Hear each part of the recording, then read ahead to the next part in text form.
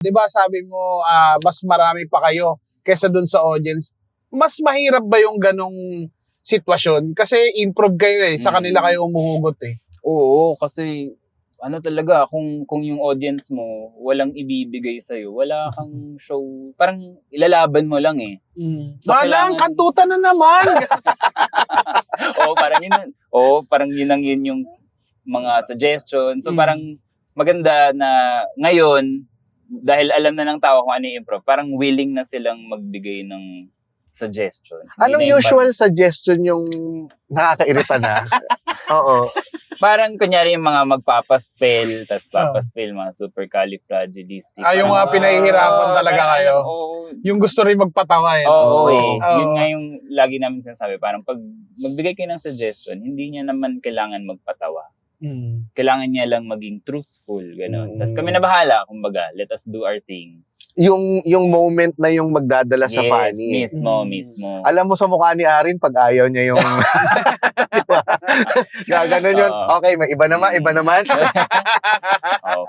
Dati nga, takot na takot kami yung parang merong binigay na suggestion, tapos parang, sabihin namin, kunyari, naulit na. Minsan gagawin pa rin namin ulit eh. Pero ngayon, dahil meron na, nakita naman na sa social media, parang pwede namin sabihin na nagawa na namin yan.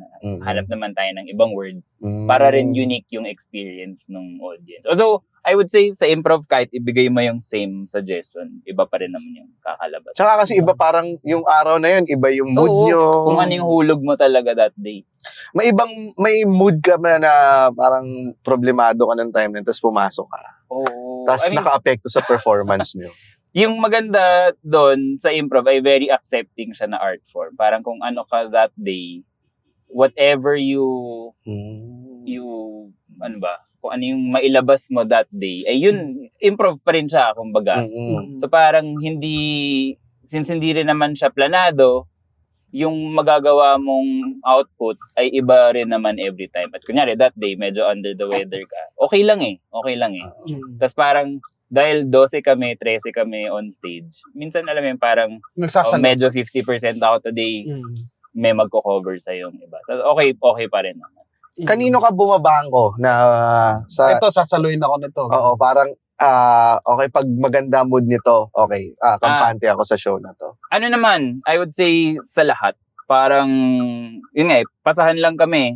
Parang, kunyari, 60% ka today, may ibang mas mataas, iba, parang ganun. So, umiikot lang din, depende sa season ba, hindi sa panahon lang talaga. Minsan kung masama yung gising mo. Nararamdaman ba yun ng mga katrabaho nyo na may dinaramdam ka ba ngayon? Yung maganda sa aming, I guess, culture as a group ay bago mag-show, meron kaming tinatawag na check-in. Kung saan, more or less, parang sinishare namin sa isa't isa kung saan kami nanggagaling today. Hindi physically, pero parang ano yung dala-dala namin coming into the show. So parang kung merong mga kailangan i-accommodate or kailangan, let's say, kunyari, merong namatay ng pusa. So parang sabi niya na, huwag natin sana pag-usapan yung namatay yung pusa today.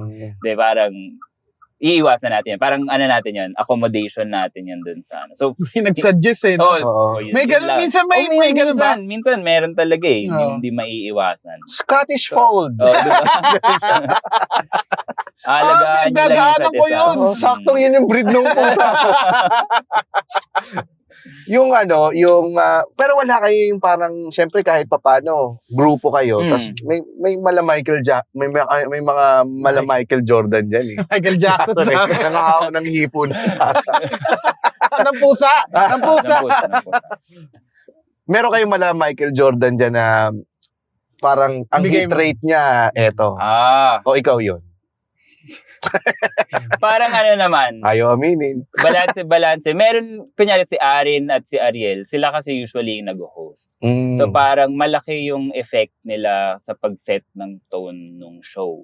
Ang lagi naming sinasabi ay we try to meet the audience where they're coming from. At sila yon as hosts. Parang sila yung tumitimpla sa audience na parang, parang today, mukhang bastos yung audience natin Parang ganun na feel nila yun. Or parang, today, sila, medyo low energy. So parang decision point din siya either sa kanila or sa amin na parang kung low energy sila, babagayan mo ba yon or lalabanan mo? Or, depende, iba-iba. Kanya-kanyang tanong. Ano usual na lalabanan mo o...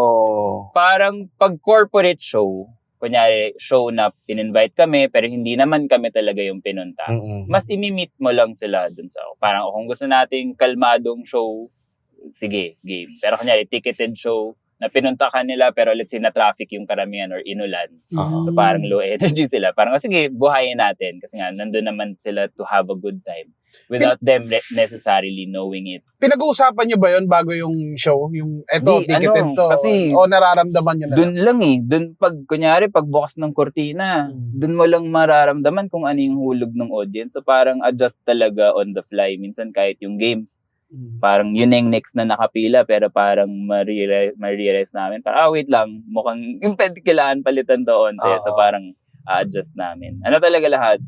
Parang, meron lang parang outline, pero lahat subject to change up until the last minute. Oo, kasi parang tayo sa stand-up, di ba? Parang alam mo kung pag hindi nag-work tong mga 3 joke na binanat mo, meron kang alam mong pangsalo eh. Dapat dito tumawa na to. Pag hindi, putak ina, papakamatay na. Oo. Pipivot ka rin eh. Diba? Oo. Ano yung game ninyo na Ito working. parang ito yung pangsalo nyo pag talagang all else fails? Ano naman, parang, I would say crowd favorite yung Oracle, Madam Oracle. Yung paborito ko rin eh. Panghuli yun lagi. No? Panghuli, dinudulo namin siya. And then, alam mo, now that I think about it, iba-iba pa rin. Parang maliban sa Oracle, Oo.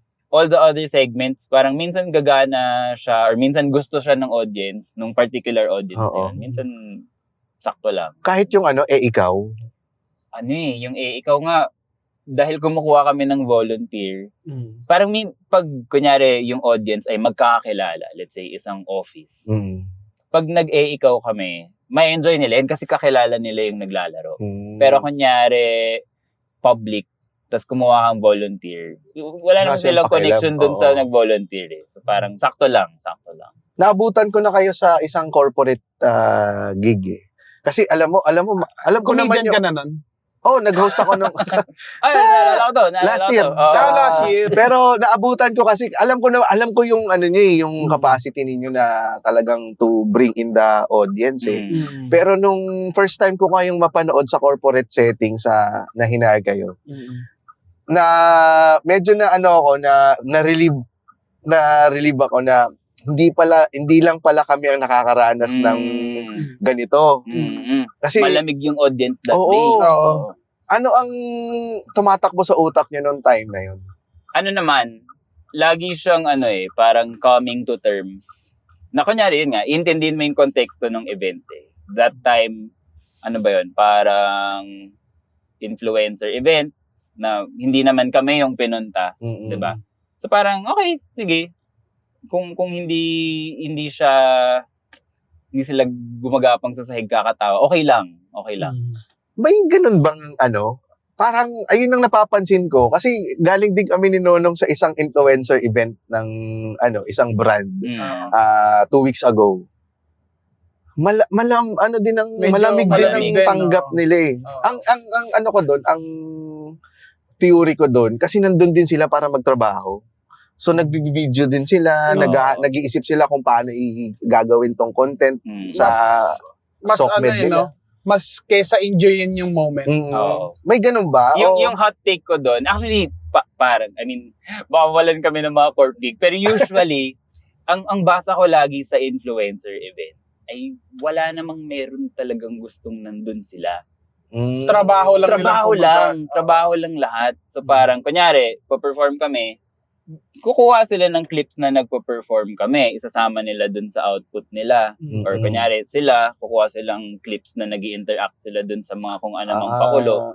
Pero, gusto ba nila talaga? Hindi ko alam eh. Hindi ko alam kung gusto ba talaga nila yon. Kasi sa dami ng na-performan namin na mga influencer events, parang laging ganun na parang pag sila ang audience. Pag sila yung audience, parang sakto lang. Parang lahat tayo gusto na lang umuwi. Hindi wasak ganun. no? Oo. Sulit ang kulitan, bitin sa tawanan. Catch the latest episodes on YouTube, Spotify, or wherever you listen to podcasts. Dito lang sa Fast Lane with VinFast.